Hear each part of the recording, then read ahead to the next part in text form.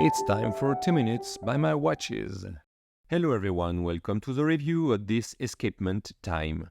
The brand is quite recent, but has a reputation of creating good value for money watches, yet they seem to produce very little amounts so products can be sold out really fast.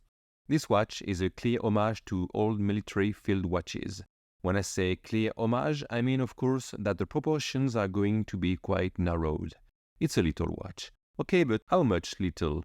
I sometimes wear 38mm diameter watches, but this one looks like a 36 on my wrist.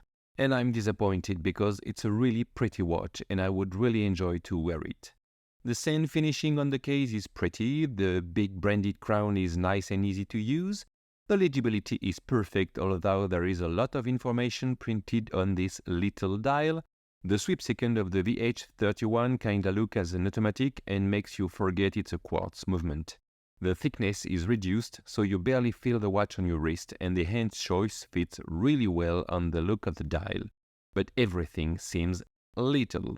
In the flows, the lume is nice but don't last very long, just a few minutes for the hands, less for the dial. And I don't remember if I already mentioned it, but it's very little. This is how it looks on my 19.5cm wrist. Available for €57 in limited choices, one color, one strap, one ring to rule them all. The link is in description. As usual, if you enjoyed the video, please consider liking it and comment it, subscribing my channel and activate the notification bell. Bye!